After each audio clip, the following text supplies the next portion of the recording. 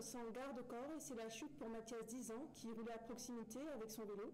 Ça s'est passé hier à Sainte-Thérèse, à la Possession, dans un quartier en pleine urbanisation. Plongé dans un coma artificiel, il est aujourd'hui à l'hôpital de Saint-Pierre. Famille et voisinage attendent des explications de la CEDRE en charge des chantiers. Les suites du dossier des ex-Arast, une entrevue avec Nassima Danda, la présidente du département, leur a été proposée à la mi-janvier, date de retour de Maître Bello, avocat du Conseil général.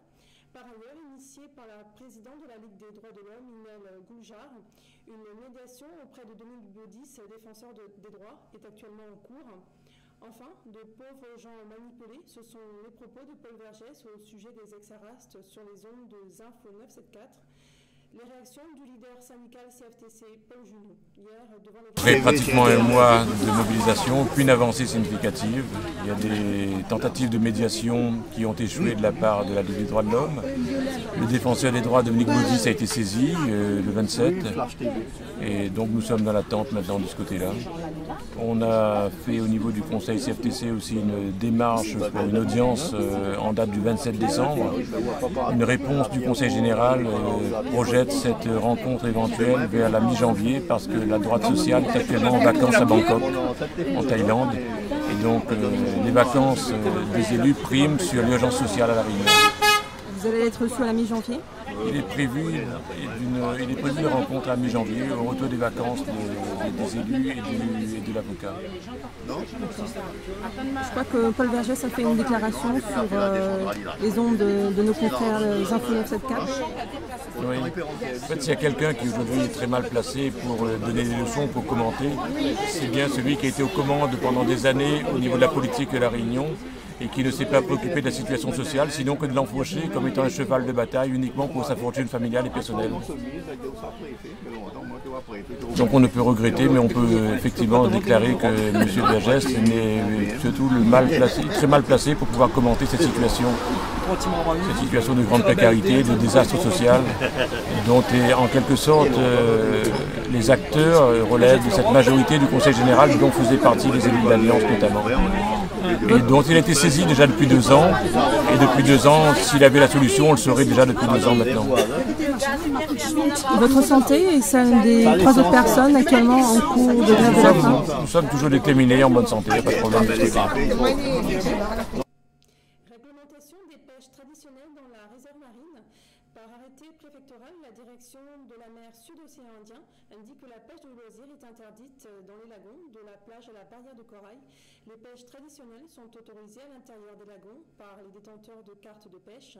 Seules les pêches de capucin-nain, zourite et à la golette sont autorisées. L'arrêté préfectoral est consultable aux coordonnées qui s'affichent. Madagascar à présent, soutien technique et financier du programme des Nations Unies pour le développement dans la préparation des élections.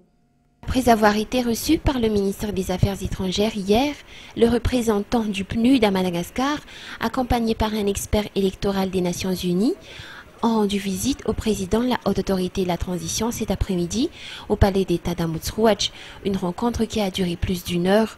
Au menu de la discussion, la mise en œuvre de la feuille de route et la préparation des futures élections à Madagascar. Samoura Fatima a déclaré à l'issue de cette rencontre que le PNUD a l'intention de donner des aides pour la Grande Île dans la préparation des prochaines échéances électorales. Le PNUD qui a déjà constaté une avancée positive dans le cadre de la mise en œuvre de cette feuille de route.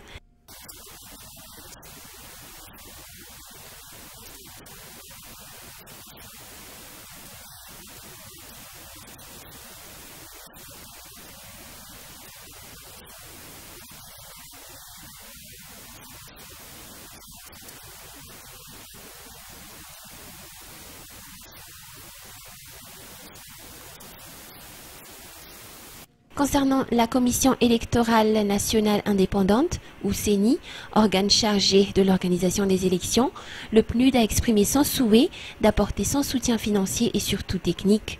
La première aide sera consacrée à revoir la loi cadre statuant la CENI. Selon encore Fatima Samoura, une autre mission sera dans nos murs dans les semaines qui viennent pour l'évaluation des besoins électoraux. Pas plus tard qu'hier, le représentant du PNUD à Madagascar a déclaré que son organe apportera une aide d'une somme de 120 millions de dollars pour le... La page météo du jour à présent.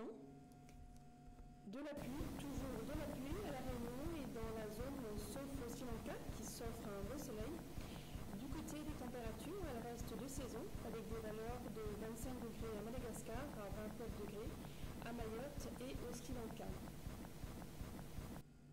C'est la fin de cette édition. Merci de votre fidélité.